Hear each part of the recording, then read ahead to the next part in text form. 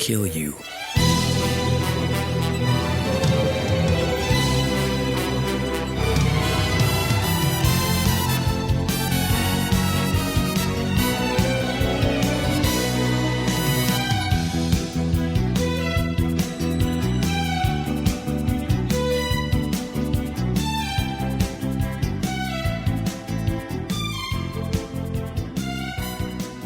Hey everybody, welcome back to Zaku Talk. I am your host, Patrick Skeyhill. This season, G versus Wing, and that means my co-host is the hungry ocelot. Scary! I feel like ocelots have to do that, like, chirpy thing, right? I have no idea. And of course, on the audio boards is Lev Van Rensselaer. Jam-packed 2 episodes, episode 44 of each show. I don't know how we're gonna get to it all, but before we get into all of that, Bob, how's your week been going? You know, it's had its ups, its downs, further downs. It's been a roller coaster. It's fine. I have been having a bit of a anxiety-filled past week due to a few things. It's not awful, but it's definitely made me less productive than I would like to be. But ostensibly, I've been more productive in some cases. So, you know, I'm doing what I can. Okay. What about you, Skeyhill? Well, I finally got done with my pilot. I've probably been talking about it since very near the show's beginning. It was going to be in January, and then I got pushed back for COVID reasons. It's finally over. Went well, but it is good to have it behind me. I think that's my first COVID set where I was the director. So it was nice to be on all those other sets that didn't do things so well or that found some things to do well I could borrow from, as those were good learning experiences to make this set go very well. I've also put out yet another video essay, this one on moving the camera in scenes with multiple actors. You can watch that. You can watch my very recent Western essay. It's not about what you think. And other than that, just preparing now.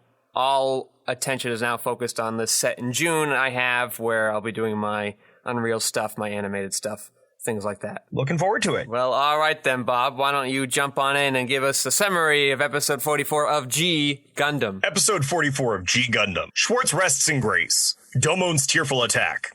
Or, in Japanese, Shubaratsu Chiru. Domon namida no hisatsuken. To translate that, Schwartz scatters Domon's tearful fist, although I will note that the term hisatsuken, again, is more like a finishing move. So Domon's tearful finisher would also be applicable here, something to the effect. I like this title way more than the title we got. Schwartz scatters Domon's tearful fist versus rests in grace, tearful attack. Yeah, I think Schwartz scatters has a little bit of a hint, but also a nice vagueness to it. So you go in and being like, what could this mean? But then it also kind of works with what we do find out about Schwartz anyway. Yes, so I exactly. would have kept this. But go on. No, I agree with you entirely. I'm fine with rests in grace well enough. Because at least it's not rest in peace. Rest in peace is tired. We all, the implication is there. But semantics, man. Go on. Anyway, Rain manages to save Allenby by destroying the Walter Gundam. Schwartz and Kyoji sacrifice themselves so Domon can destroy the Devil Gundam's cockpit, defeating it. It is also revealed that Wan was using Master Asia to get control of the Devil Gundam. Yeah, very succinct. Just like the summary here for episode 44 of Go Forth Gundam Team, or in the Japanese, Shutsugeki Ji Chimu. Literally, Shutsugeki just translates to sortie. Okay, yep. And then G-Team. We could have kept G-Team and it would have been fine. We would have gotten the understanding of what G meant here. Ideally, yeah. Relina is now on board the Libra and she attempts to reason with Zex, but instead gets imprisoned by Dorothy. Classic Dorothy. Hero installs the Zero System in Catra's Gundam Sandrock cockpit, and Zex adapts the Zero System so Dorothy can control mobile dolls. Dorothy has the upper hand against the Gundam pilots until Catra uses the Zero System and turns the tide of battle. Yep, very easy. We're in, we're out. I don't know where to begin with G Gundam. I don't know what to do. Structurally, I like all the pieces, the nuts and bolts we get here. I don't like how they're duct taped together. So I don't know. Well, so where can to you begin elaborate all on this. that? I like this idea where Domon has injured his brother. Like that was the cost of his victory halfway through the show. And I like that his brother has to be killed here, or Domon has to kill his brother here in an attempt to destroy the Dark Gundam. And his brother's sort of asking for it, and it's this heartbreaking. I think that's a good moment. I like that Allenby reminds me of Kane in FF4, where like because she has this unrequited love for Domon, something is able to take advantage of her darker sides and bring that to the forefront. That I find interesting. I like that Wolfat is using Master Asia to get to this Devil Gundam and wants to put in this ultimate fighter of his so he can control it. Like all that's there. This reveal of what his Domon's brother was actually doing. This atonement that the brother kind of gets there. What Master Asia really wants to do with the Devil Gundam. Like all this stuff is nice. But this clone and taking over Schwartz Bruder and this Allenby's Gundam turning magically into another Gundam. I would want to find the clone. We've literally Kyoji's. had two other of the four kings do the same thing with their Gundams. Yeah, I'm annoyed by that too. You have a hiccup with I have a hiccup with Allenby's. all of them, but this one, I don't know. This one, I'm taking the time to point it out now. The conservation of matter is not in effect here. They literally just condense her into a shell and then allow for the tentacles to come out. Like there's nothing left of the original. It's a completely new design and extra stuff is happening here.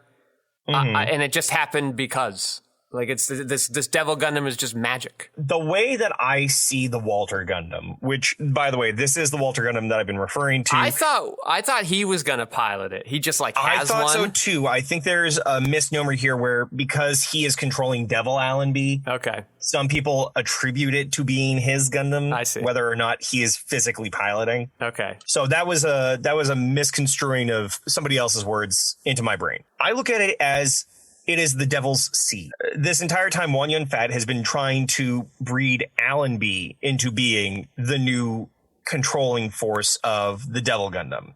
And so by having her curl up into a ball and be in a fetal position, which is also, after it takes shape as a sphere, reminiscent of something like 2001: A Space Odyssey and every other thing that tries to do it thereafter, it does evoke this idea of this is baby mode for what she may become. And what she may become is the Dark Gundam? Well, that's what he's been trying to get her to do. Just like we were explained for why it has been effective up until recently.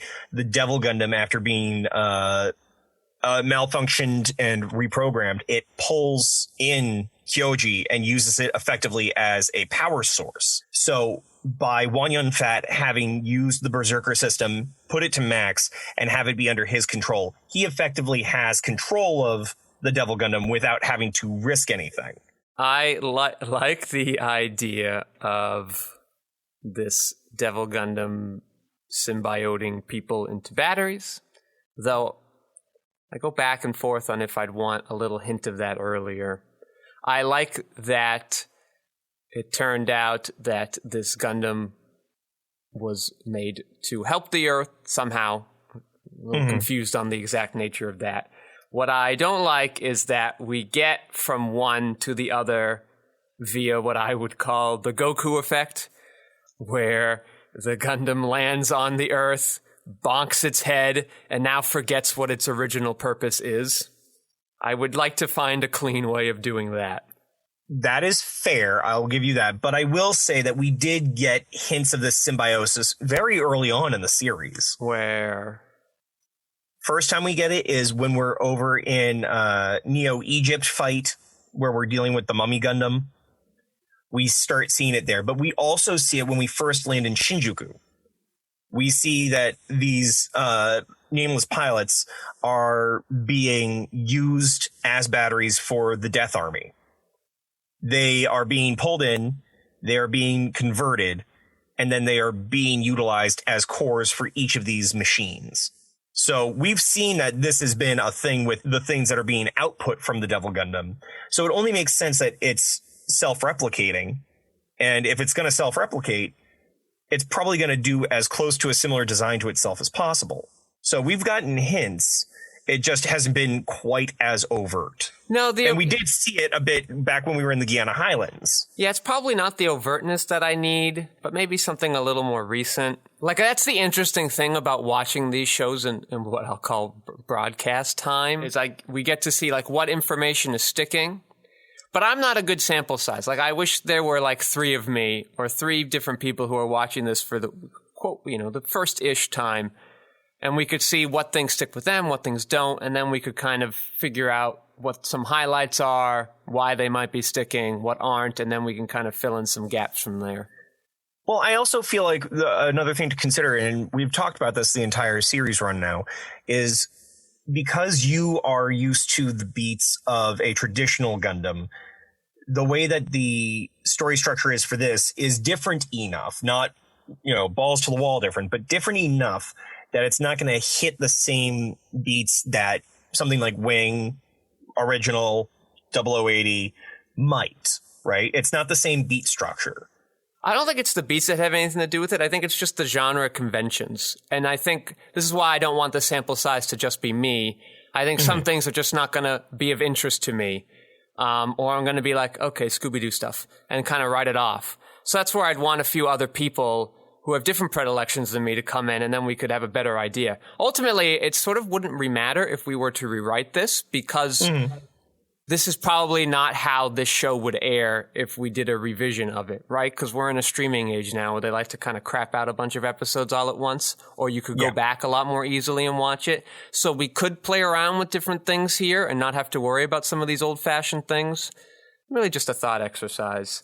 The show does something, and I get the need to do it, but it's just like, it's what I've seen in a lot of annoying Hollywood films where, like, they know that they need to put in some drama, but then very easily solve the drama, where we spend 5 seconds with Rain, and she's like, oh no, I have to destroy this control system, but it's really close to the cockpit, so if I miss the control system, I might hit Allenby. And then she just hits the control system, and it's all fine. Okay, so I will say this. Yeah. This could all be taken care of by a simple line change as she's knocking her arrow. Yeah. She talks about how I don't have the same fighter spirit as everyone else. Yeah. But I do want to stop the DG cells as much, if not more than anyone else. Yeah. You take that second half and just change it to, I may not be a fighter, but I am a doctor.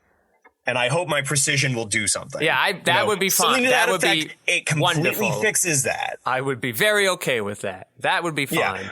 But I will note, too, that the melodrama of the Rain side fight makes enough sense for where the last portion of the show is going to take us. And it does give us some information that I feel didn't come through quite as well as the writers might have hoped for during the course of the prior Allenby episodes, where it does look like she's just a chummy lady friend and nothing more. There doesn't seem to be more than maybe 1, possibly 2 instances where you could infer romance, but they never really go explicitly so on Allenby's side, and we don't do the Domon like she's being very clear about it and getting huffy about it, and then him just being a dumbass about it. Give me either of those tropes and it reads, but it does kind of seem like it comes out of nowhere when she says, I love Domon, where is he? Well, I wonder if the assumption on the writers in 1994 was that anytime a woman and man were friends, there must be chemistry between them. Yeah, so what you could also do that would be interesting is, like, keep playing off of Rain's jealousy, and, like, she can view Allenby as, like, this romantic threat and thinks she wants to kind of get her, but then, like, realizes that's insane, I can't do that. And then she just sort of, like, maims her instead of out and out killing her. Like, if you want to get that drama in there are ways to do that, but not just like, oh my God, there's a problem, let me solve it immediately. With little difficulty. I agree. Are there any other thoughts that you had about G Gundam? Because I might have a thought or two before we move on to Wing. So this is just an actual, like, legitimate question, because I don't fully yet understand how this might work. Was Kyoji already a ninja and he just took over the other Schwartz's body, or was that Schwartz a ninja and so when he took it over he got ninja powers? The way I understand things, yeah, is that Kyoji had no martial arts capabilities. Okay. He was a scientist, right? He worked with his father. And I don't know how they translated it on the English dub, and I don't love the subs that I have. The term that they continue to use, at least in part, is Kage something or other. Kage Bunshin. Kage Bunshin, yes. Yeah. So a shadow clone. Yeah. Kage Bunshin no Jutsu, for all our Naruto fans out there, is literally shadow clone jutsu. Shadow clone technique. I see. Okay. So the idea that the way that they describe it in my subs is that he's a reflection. And I guess for the American viewer in 1994, that makes sense. Yeah. But here's a bit of historical context, or at least cultural. Yeah. The idea is that Kyoji put the last bit of his cognizance that he could manage to through the Devil Gundam and place it in Neo Germany's fighter, as it was one of the first things that was to encounter the Devil Gundam before Domon got down to the ground. By doing that, we're either implying that we have German ninjutsu or we're taking the idea of being a shadow to its cultural completion, as ninja were always described as being shadow warriors of a sort. Yeah. So it might be just because I am a shadow, I now have techniques like a shadow warrior, i.e. a ninja. Yeah, yeah. Yeah, I think that, what does the perfect body mean? The Devil Gundam needs a battery that's good at beating up people? That's what the goal is? So to perfect one's body and mind is to elevate yourself to a status that is not unlike a deity. The reason why we have Domon in a God Gundam and having developed his particular martial art to the point where he can ascend humanity in a fight is to show that he has developed himself into the perfect body, the perfect entity that a human can become. And in this case, then transfer its energy from him into the Devil Gundam. So it's sapping his soul, his life force, in order to allow itself to do these over-the-top things of self-regeneration and so on and so forth. Okay. Are those your questions? That's it for me. Okay. So I guess my question then for you was, forgetting a bunch of the melodrama with Rain and Allenby, and really focusing on the drama they were trying to instill here with Domon and the two Kyoji, what were your feelings as the final moments of the episode were occurring? Did you buy in? Did you feel something? Because I didn't get to, I'm not listening to the English dub, so I don't know if they're sending it. But I felt things with the beats of how they were speaking to each other, how the music orchestrated itself into making a solid moment. Yeah, so I got no quibble with the beats. And yes, the music is doing a slower version of our opening theme, this podcast opening theme. So, like, it seems to be built. The problem I'm having is I think a lot of the things that get us there are very silly. And so I am too distracted by that. And well, what do you mean by that? I am curious. The problem I've always had with the Devil Gundam is like its pseudo-magical qualities and things that we'll see in coming episodes. Like, it's just sort of like, it feels like more like an actual dragon than a big mobile suit. And so it's tough that for me and my type of viewership, that it is a big mobile suit, and that we got Schrodinger's Kyoji here with these DG cells that are spreading, and this thing with Allenby and Rain, and needs a battery now, and Domon's got this perfect sculpted body and mental energy that he needs to be the battery. So I'm just looking at all that, and then thinking for like 5 episodes I had to wait for this Kyoji reveal, when I don't feel like it was we had it enough seated, so you really could have made anything. And now I'm thinking, like, did they just make this up as they went? And they were like, ooh, how do we explain that he's a ninja from Germany? And things like that. So I'm just sort of distracted by that to get to be in the moment of of this more sincere moment that's in here. I think this is genuinely a cultural thing. Sorry, I didn't mean to interrupt you. Nah, that's really it, probably. Okay, a cultural thing. Go on. My understanding of Gundam, at least based on Wing and what you've told me of certain other Gundams in the past, they seem to be non-cultural centric. If anything, it leans into the generic space of warfare and the philosophy and strategy that goes along with that. Is that a fair statement? Probably. The difference is that this is very much a warrior's story. This is a Japanese cultural thing that we are experiencing because it has to do with someone going through their monomyth arc, but with the tinges that have always been there from the kinds of stories that they had up to this point.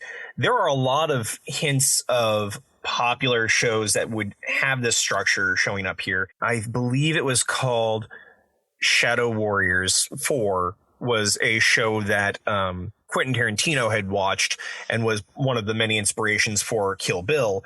Had Sonny Chiba in it, and it had these similar beats of finding individuals, defeating them as they do wrong, and fighting these personal things while trying to find their integrity, as we like to call it over on Wing's side, one's justice. And it's something that is very antithetical to what we've gotten from Gundam up to this point, because it has nothing to do with warfare strategy, the philosophical dilemma of, is my doing this thing that I would call evil good in the long run in the sake of warfare and strategy and tactic? This is all personal. This is all seeking one's own truth. There is going to be this very wide gap between what you take as a Gundam show and this show, which happens to have the Gundam name attached to it, but if you were to change the designs, could be any other show. But this was them trying to try something different for an anniversary. I would I think there is something that I don't have that the viewer of the show does, and I'm trying to figure out what that is. But I don't know if it's necessarily cultural, because this show reminds me, the way that this show goes reminds me a lot of that Avatar show, right? And I think that turned a lot of people onto animation that didn't necessarily know anything or care anything about Japanese culture, but they still really liked it, and maybe it got them into other anime because of it. Well, it was definitely a Pan-Asian thing, and it focused more on Eastern philosophy than it did anything else. So I don't know if I would buy that per se. And also part of that and the supernatural quality, I'm not sure how much that is actually bothering me, because I like the Universal Century's new types. And those are these very kind of Buddhist type beings, but also have a little bit of supernatural to them.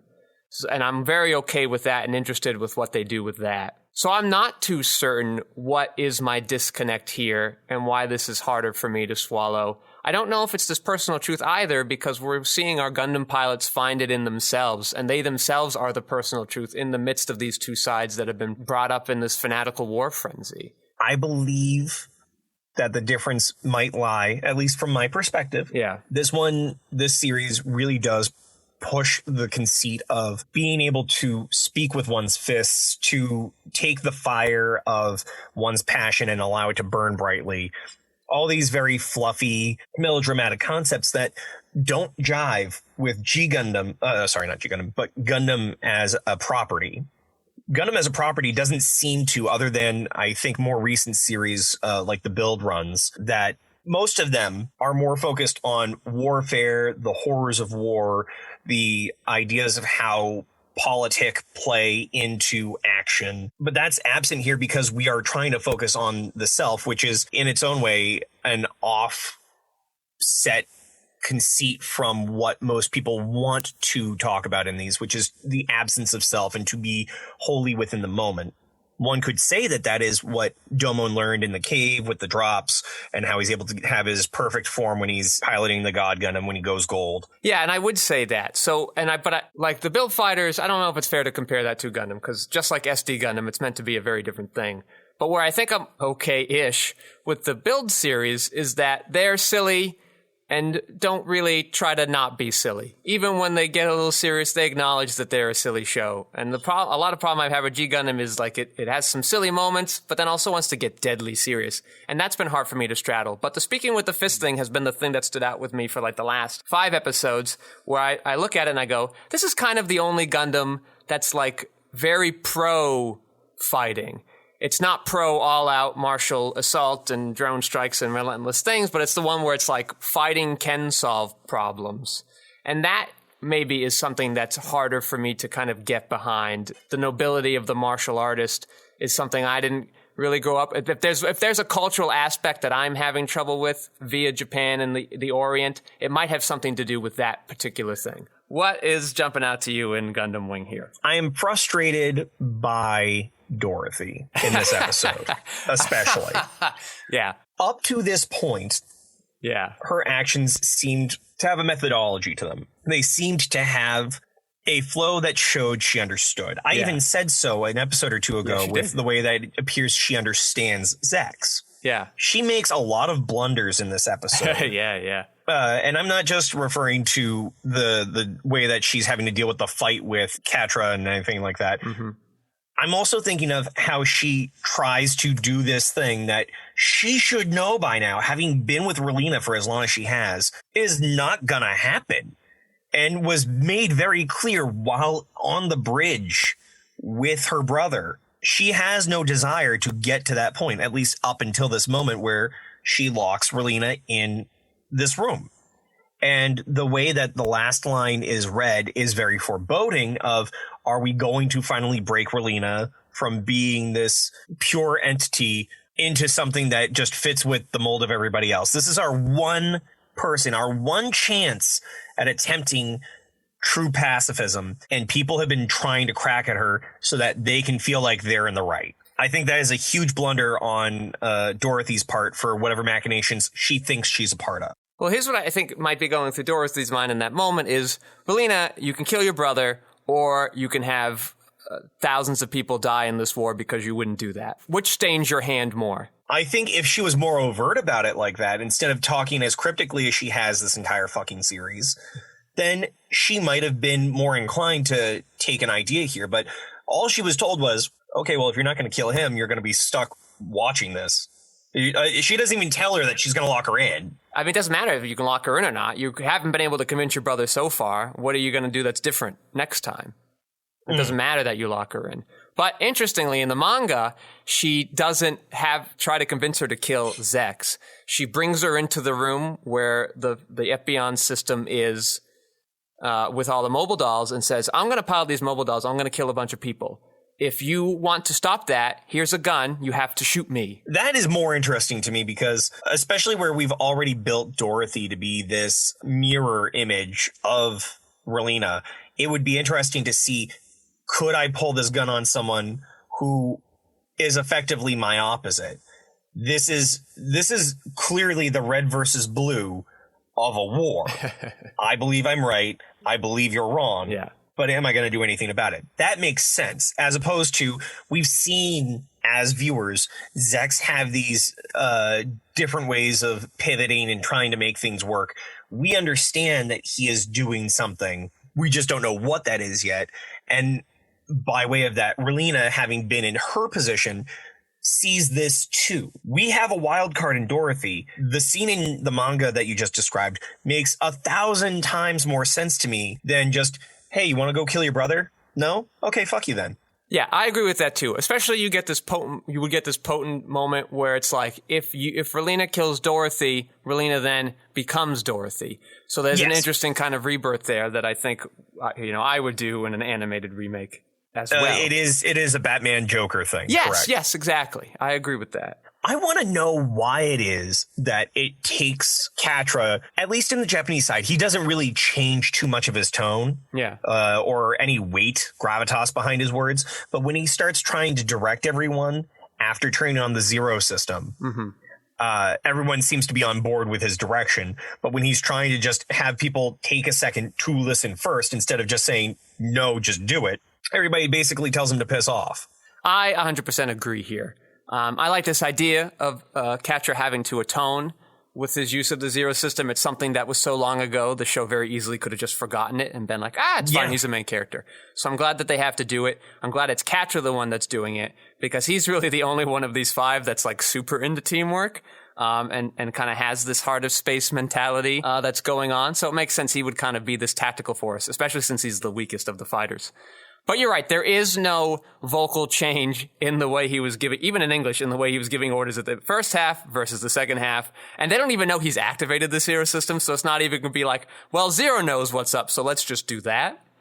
Yeah. So I think that is a missed opportunity. Interestingly, in the manga, the reason that Troa decides to activate the system after fighting it for so long is because Troa's like throwing himself into a suicide part of the battlefield, but he's doing it to buy the others time, and Catra doesn't want that to happen again, tying it back to his use of the Zero system. That's what makes him turn it on, and then he's got the tactics to kind of keep everybody around. Also, see, now, I like that too. Exactly. So that would be something I tweak. Also interesting is that when the G team assembles, Hiro's like, all right, well, who's going to be the commander?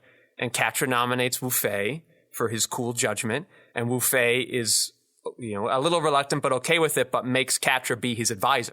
So to make sure that some of that compassion is still in there. I found that to be interesting. And Hiro himself says, I don't want to do it. I'm just a tool for war. You tell me what to do and I'll make it happen. Yeah, because this entire time, Hiro has insisted, I am only a soldier. Yeah. He wants no responsibility beyond just being a unit. And it would have been very easy to just make him the hero because he's like your main-ish character, according to marketing. And I'm glad that they weren't lazy like that. And in my mind, it makes him kind of like, and it makes sense because he's more like the Achilles than the Agamemnon, right? He's just the guy you put out on the front lines. He's the example for everybody else. He's the morale booster. He's going to get the job done. But he's not really into the tactics, right? I mean, he knows how to do it, but mostly on a combat level than a wide-scale assault level. Hi, this is Bob with your episode-wide Sentai announcement. Hey, hi, worldwide hentai. Bob Scary in the house here. Listen, hentai is a different episode. For now, it's Sentai. Okay, gotcha. Okay. When it comes to what people often deem the red of a team, there are two ways you run them, more often than not. They are either the leader de facto, your Dudley Do-Right of sorts, or they're the heart of the team.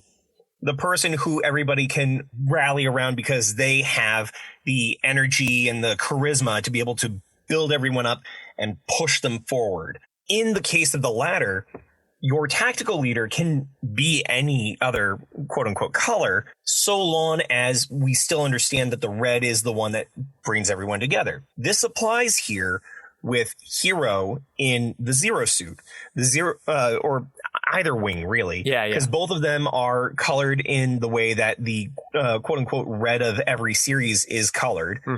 So we have that iconography, and regardless of him being a tactical capable individual or not, as we've seen in recent episodes, it seems like he's learning enough so to think in a way that would make him a great military leader.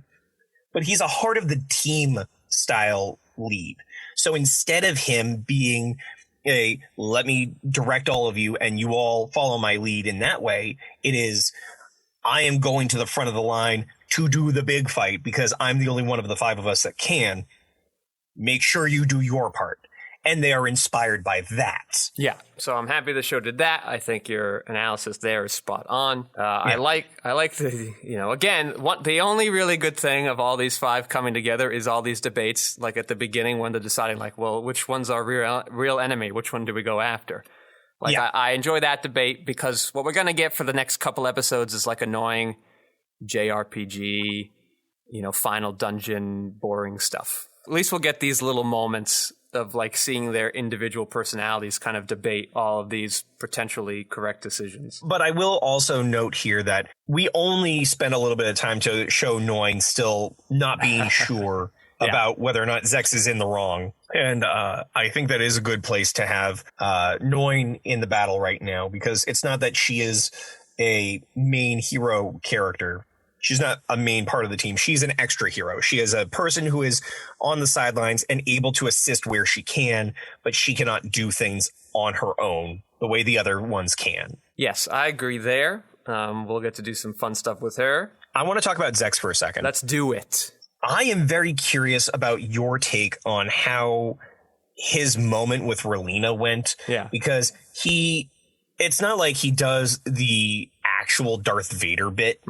At the end of Empire. It's that he genuinely cares about her, but is so at odds with her belief system that she can't bring herself to take the hug sincerely, and insults him when she could easily have been killed in his arms at that moment if he had really felt that way. Yeah. I personally believe, because I still haven't seen the rest of the series, that Zex is going to be okay and have some greater series of machinations that he has already hinted at. He's trying to end all war. Mm-hmm. He hasn't said exactly how. There are implications, but as we know in the series, implications don't mean dick. Yeah. What is your take on how he received the insult from Relina? Do you feel, I know that you've watched it 1,000 times, so I'm not asking for spoilers. Do you feel that he is having to play a part when he responds, or do you think that he is being sincere with the way in which he responds? There's two quotes I'll give first, one from the show and one from the manga. And in the show, Zex is worrying about his behavior around Relina, and Cans sort of comforts him by saying, well, if you hadn't been looking out for someone, I would not have approached you to lead the White Fang. So I think that's important to keep in mind. And then also when he's battling Hero in the manga, he says, the destiny of mine is to fail. It's connected to the awakening of mankind in a new universal century for the future. That seems to be a hint at what new types are in the actual universal century of the early Gundams. And part of that involved mankind emigrating to space. And that's part of why I think Zex wants to destroy the Earth, because he views the Earth as the root of all conflicts. That would be a good way to end all war forever, I guess, in his mind. So what I think Zex is that he knows he's decided to be the villain as the best way of saving humankind. And so he acknowledges that Relina would have to hate him. It's one of these things he had to give up. He had to sacrifice the love of his sister, the only person that I guess knowing too, one of the people he cares about most on the planet, the reason why he joined Oz. So I think he just it's just an acceptance on his part. Like, this is just the price he paid, and he has to kind of acknowledge that. I'm willing to agree with that. It is very much in the style that you've described, these Char-like characters having to go about things, and it is very much in the beats of the types of anime that would come thereafter for something like Gundam and other shows in their vein. So I agree with that. Interestingly, in the manga, when Zex says that thing, Hero then replies, no, you're wrong. The Zero system draws conclusions based on the logic of the mighty, the victorious. And so I think that's an interesting thing to keep in mind as the show continues on that way. In the anime, Hero also talks about, Zero says you have no future. Is Epion showing you the same? And what my thought was this time viewing is that maybe Zex is seeing that, and he does know that's the case, but he's still willing to do this sacrifice anyway. Like, he knows the route he's taking has no future for him, but it has a better future for the world because of it. Because you're saying that this is your current interpretation, I have to ask if you had the same interpretation that I currently have based on what you said. So what is yours? So because of what you just said about how in the manga, the Zero Suit system says that it's from the perspective of the victorious. Yeah. Where we know that the Epion system is based on the belief system of Treize. He wants to be a loser. It's fair to assume that the Epion would be the antithesis of the Zero system. Instead of showing things from the winner's perspective, to show it from the loser's perspective. Ergo, there is hope and drive that could potentially be coming from the Epion system, as opposed to the win at all costs mentality of the victorious Zero system. So that I'm sort of struggling with that this time around, because I do what ostensibly is the case is that is true, what you just said. But I'm also wondering now, if Treize was warning Hero not to be a winner when he piloted it, was that because it has the judgment of the winners and it can take advantage of that and tell you it's correct? But if you are a loser, do you have more control over it? Does it allow you to pilot it more effectively without being a battery for it the way Kyoji is for the Devil Gundam? Well, I'm glad that you did that bringing it back aspect, but I'll say too, it makes you wonder why it is that Hero has a better time working with the Zero system over the Epion system. The Epion system seemed to have a greater affect to him and broke him more so than piloting the Zero system. Does that mean that he was made to see the loser's side and therefore has a better handle on the Zero system now? Or does it mean that he can't see from a loser's perspective and therefore he is more comfortable seeing from a winner's perspective? I have some thoughts on this, but I think we might have to wait a couple episodes to delve into it more deeply. Sure. But I think those are great questions to ask. Other than that, I'm just trying to see if there are any other questions I would have for Wing before we go anyway. I mean, we could go any the way way that we go. Yeah. Yeah, so we hit the beats of being on the deck of Peace Million Bridge, Relina's lockup, Catra, and the... Oh, okay, that's the thing that I wanted to ask. Yeah. The Zero system. Yes. This is yet another period where we see that Hiro somehow knows enough about the Zero system to, one, not only interact with it as though it is an entity, because we got to see the moment where the Zero suit apparently activates its eyes as a way to communicate. So I don't know if we're starting to see Hiro become a new type. Yeah, no, that's not quite what they do, but go on. But two, the idea here of how is he interacting with the system? Because as I mentioned last episode, we had that scene where he was seemingly working on a laptop to possibly recode or understand the coding of the Zero system. And in this one, he literally just pulls out some of the drives from the Zero system that are apparently low enough on the importance scale to be able to just hand them over and have them installed into Sandrock. So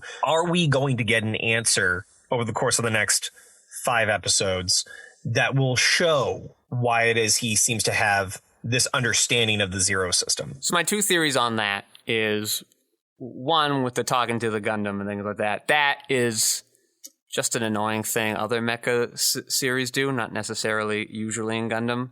Where, like, I have a point on that, but I don't want to derail us. Where there's this bond between the pilot and the robot, and then they have this spiritual link and things like that. The only show I think I've seen it working well is Big O, and I won't really get into why now. But on the other point, if we're under the assumption that it wasn't sort of a throwaway, lazily directed bit scene, then my reading of it is it's him getting ready for this moment with Catra and figuring out what drives he could do with, if it would work in the Sandrock system, and things of that nature.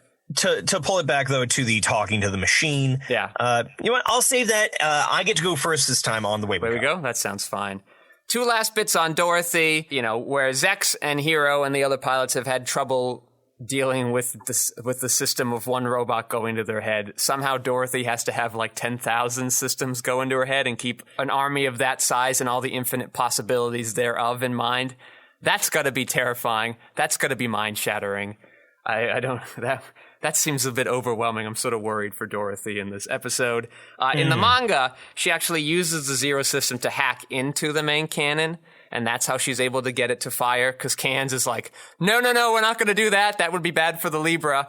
And she's like, fuck it, we're doing it. And in the anime, Cans just kind of caves, but I like in the manga, she's just like, all right, well, I'm doing it myself. I think that's a more interesting dynamic. All right, then I think now we can go to the way we go. Like sand through the hourglass, this is the way that we go. My take on the whole talking to one's item is how I'm going to phrase it here, because this is a common trope that shows up in more than just mecha anime. Anytime that you have a semi-sentient or non-sentient item that someone speaks to, I think it's just as much a mirror affirmation as it is trying to anthropomorphize something that you are committing yourself to. So whether it's a robot or a sword or a coin or a deck of cards on which you will play for the souls of individuals, when you speak to these things, it is just as much an opportunity for you to center yourself and look inward to try and find the answers that you need, as it is trying to personify these things, to allow yourself to feel comforted that you are not alone. So whether or not the Zero system is an AI that will understand or has access to these things, that could have easily just been a, hey, I'm shifting and rebooting right now. Eyes light up for a second, no different than your computer. It's still an opportunity on this humanoid device for Hiro to be like, hey, I think we've got this. But we talk to it in a way that, as I do this little mini aside, for those who are in the IT side of things or do coding, you'll know exactly what I'm talking about. The rubber duck technique. Have you ever heard of this, Skeyhill? I have not. There is a common practice that is shared oftentimes among IT individuals who are trying to better understand a problem and try to find a solution. Rather than pulling people over and being less productive or losing their mind trying to find an answer, they talk it out. And they talk it out to a rubber duck that they keep on their desk. In my case, I have a stuffed Eevee Pokemon and a doll made to look like one of the hero Cs I have. If I'm having an issue, I'll start talking out the question to these items.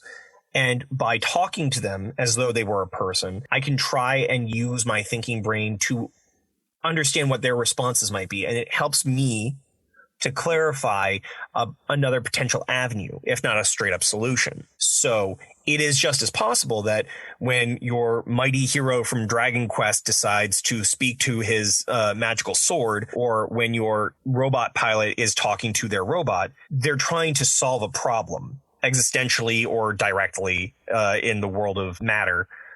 They're trying to find an answer. They're trying to find something to ground themselves. That's what I take away from this. This is actually my way we go too, interestingly enough. So what I will say is I have, it makes total sense that pilots would talk to their mobile suits in the way that in the real world pilots will talk to their planes or their guns, or soldiers to their guns, because these are the things, this is the bond you kind of have to have with it because you're literally trusting your life with it. So it makes sense that this kind of emotional attachment would occur. And I have no problem with Zex jettisoning from the Tallgeese as it's being destroyed to go into the Wing Zero and turning around and saluting is like, thank you for everything that you've done, Tallgeese. I couldn't have got here without you. That, wonderful. But when Hero's like, what are we going to do, Zero? And then Zero like lights up and makes a sound. Or when Catra's going to explode on Earth to get the others in space and the Samrock opens up to let him out. That sort of annoys me in the world of Gundam. But in Dragon Quest, if the hero has a magical sword in his magical fantasy world that talks back, fine.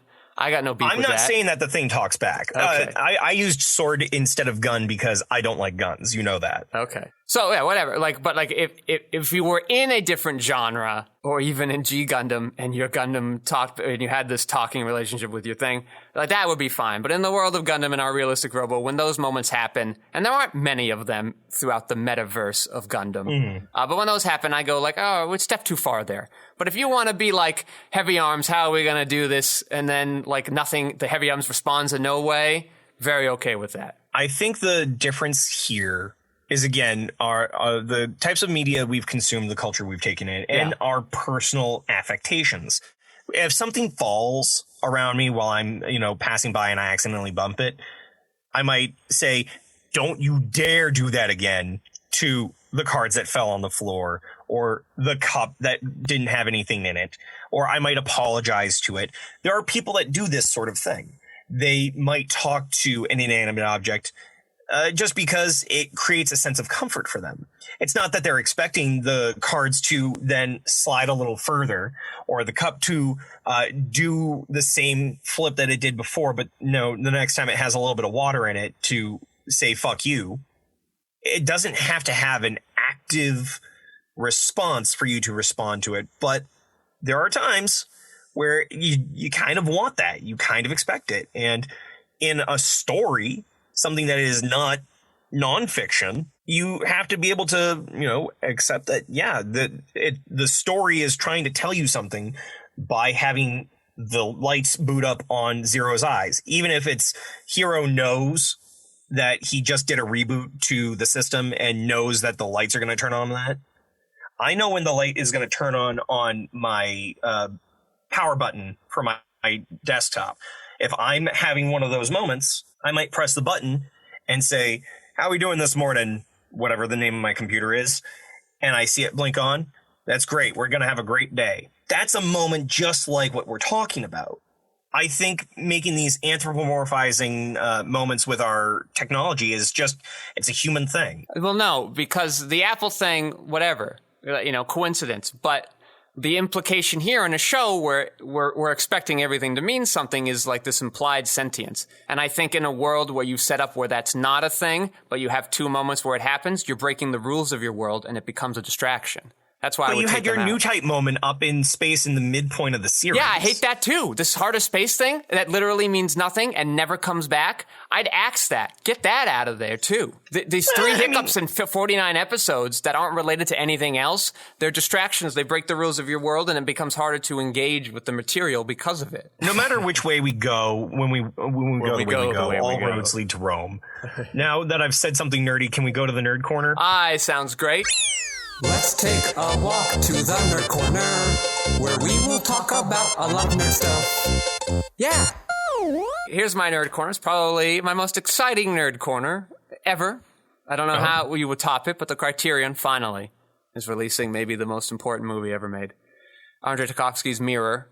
It is the only movie, it's the movie that I think gets the closest to cinema in its ultimate form, the true goal of the artistic medium as it is, and what cinema can accomplish with the tools that it has. Time, image, sound, emotional gravitas. So it'll be coming out in July. At long last, I'm not sure why it took him so long to get to this one. Easily his best film. That is my rant for all 5 of you that will be interested in this movie. Definitely check it out. Pre-order now on Criterion.com. Didn't you show that to me and the rest of Robot House when we were trying to get ready for one of the horror things? No. Or something adjacent to it?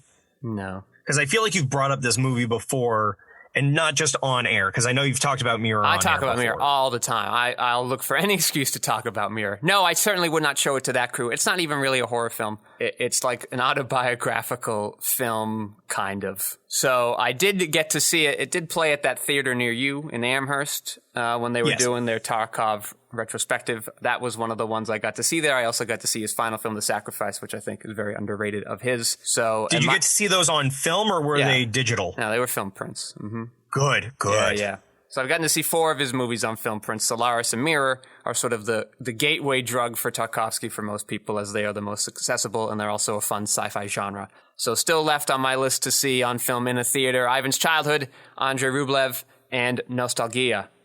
All right, Bob, what is your nerd corner? My nerd corner, you might have to do a little bit of editing around, because I have G-Files number 11. All right, give me the scoop. Question 1, continuing where we left off previously during G-Files 10, of which I only barely touched on, I believe. Why did Schwartz have Rain wear a mask too? Because he was from Neo Germany, he laughs, and then talks about how in episode 41, when they break into the hospital, he was actually going to have everyone from Neo Germany wear a mask like that, and that was just going to be a Neo Germany thing. But then he was afraid that the Germans would be offended and complain. But he knew that the crew members had to wear it, so that gave Rain the opportunity to wear the Neo Germany mask. Okay, all right. It wasn't necessarily a hide my identity as much as a solidarity thing, as I mentioned during that episode. I buy all of that thought process. Go on. But I heard that Schwartz appeared as a masked fighter from the very beginning. Yes, but he had a different mask before the Kyoji thing, and then he just altered the mask to better hide his face as he became the active Gundam fighter, as opposed to just a person with a mobile fighter suit. It looked like the mask that the German guy was wearing when we got to see him. I think it was the original design was slightly different. Okay.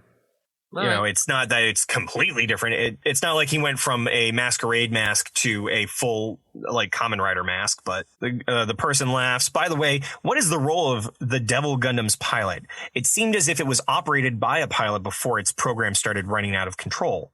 Then it was controlled by Master in Shinjuku and Guiana Highlands, and then by Juan in Lantau. What is the role of the bio unit? All good points. It has an auto program and, of course, a pilot seat as well. I maintain that any type of machine will not move without a human pilot. I believe this is the basics of mechanics.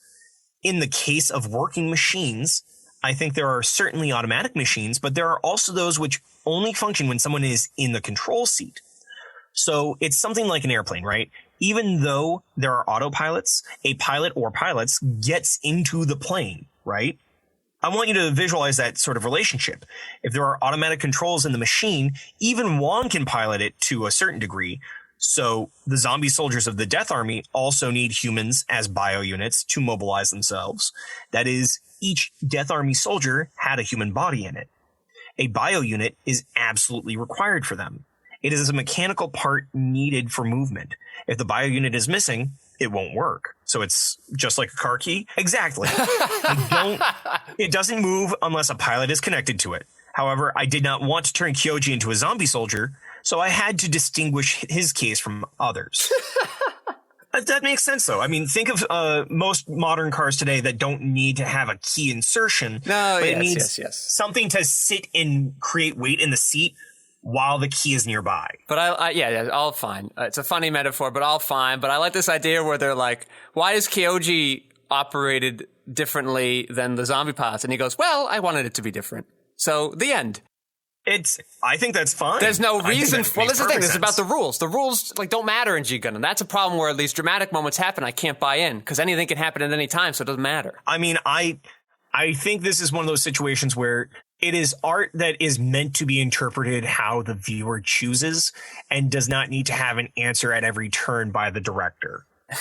It's not art. It's just like he said, well, the rules are usually this, but I've changed them for this because I thought it was better. And it is a better, you definitely need to have not Kyoji be a zombie. I think that's very important. But he could have had a reason for it. Go on. If the consciousness of Kyoji and Schwartz are the same, shouldn't Schwartz be debilitated after he arrived in Neo Hong Kong in episode 44? I love this interview guy. I love him. No, they are not the same, but they have things in common with each other. When they die at they die at the same time. In terms of memory, their memories split at the point between when Kyoji created Schwartz. Their memories of the time before the incident were the same, but they are completely different after that. But actually, they are one with each other. Things they see are different, but their mind is one. But they are not connected by telepathy. So it's not like every time Schwartz is around, he knows that, Kyoji and the Devil Gundam are right nearby. He just knows that he can kind of understand Kyoji because he thinks like Kyoji.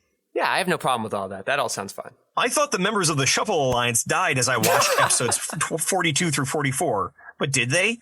Keion and Zuisen are praying for Saisaishi, and in Chibity's case, the national flag is hung over his picture, something I didn't mention during the recaps. Yeah. I don't know if you saw that. I did see it. Yeah.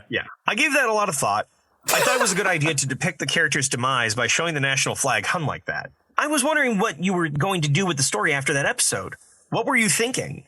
I just wanted to deceive the audience. Laughs. I just wanted to have fun. That's all. Laughs again. It's just like with Schwarzbruder. I wanted you to think something, so I made something up. It didn't have to make sense because in the moment it got you. The first fight where we lost both Saisaishi and Russian guy. Yeah, Russian guy whose name is escaping me right now. I believed that they died. Yeah, you have no reason not to. With Chibity and with George, a little less so. But I was willing to buy into it because these are the vibes that the show has been giving up to this point. So exactly. I was wondering what you were going to do with that. Yeah. It was only for that one episode. Basically, we are trying to follow the one-shot episode format for this series. So even though each episode is a sequel of the previous one, each episode ends its storyline within its runtime, right? Yes, exactly. However, the episodes around that episode are not merely following that format. Each is made as a prelude to the next episode. This is a very long answer, so I'm going to just cut it from there. Mm-hmm. The next question is about Kizan Shogojin of the School of the Undefeated of the East. Shokojin is the theme song of the film Fun Psyche, isn't it? Oh, you caught me. What kind of technique is Kizan? I can't figure it out. That is simply the rallying cry for restoring the altar bodies that he created in his 12 Ohobai Dai Shahe. The word Kizan is simply used as an alternative for return. It would have been all right to use return, but Kizan felt better to me. Kizan Shokojin is more rhythmical than just shouting Shokojin. I wanted to express return by using a different word. Okay. When or where did Master find out the purpose of the Devil Dark Gundam's creation and the fact that its program went out of control? It's standard operating procedure not to ask that question, right? And he laughs at that too. Do you remember that I talked about when Schwartz was created? It was if it happened somewhere around episode 16, considering the time when Master Asia met him, Kyoji supposedly still had his own consciousness to some degree. In fact, this is one of the things that I tried not to depict too much, although I was thinking about using this idea sometime or other. Kyoji's consciousness had almost faded away. That's when Master met him. And at the beginning, he meant to save Kyoji, rather. For example, when he asked Kyoji what happened, Kyoji told him about the Gundam. At that time, Master did not know what happened to Domon, and Kyoji's story suited Master's cause. And this is all going to happen in the next episode, so I'm just going to cut. Makes sense. And that actually does it for us, because if I go any further, I'll just be reading more and more of that. So. Yeah, this prelude for the next episode idea that he has is worth mentioning, because I think, you could look at the America French Guy Death episode and be like, yeah, that looked like under-directed. But I think in the larger scheme, you probably don't need that, because we're expecting it anyway, based on what we saw in the previous episode and kind of how this Sentai formula works. So, I actually don't have a problem with it because of the context with which it's in. So I'm glad he kind of describes it that way as a prelude, because I think that's an apt way of doing it. Absolutely. Thanks to my co-host this week, as he will be each and every week this season, Bob Scary. Bob, you got any plugs? Hey, hi, Worldwide Sentai. This is Bob Scary VOA coming at you live from Zaku Talk HQ. You can find me on Twitch, Twitter, Instagram, and a slew of other places by my handle, Bob Scary VOA. You can also go to bobscaryvoa.com to listen to my demos, because I am, in fact, a voiceover artist. Thanks to Let Van Ranceley for minding those audio boards and making us sound so slippery smooth. I am your host, Patrick Scale. You can find my features, documentaries, short films, video essays, 2 new ones out, behind-the-scenes footage, animations, and so much more at QuixoticUnited.com, and social media, presumably, with a similar-sounding name. Thank you all for listening. Bob, tell the audience why Sweet Lady Marmalade has been in your dreams recently. Well, I have a thing for oranges, you see. They're a wonderful citrus fruit, and if you leave them in the sun long enough...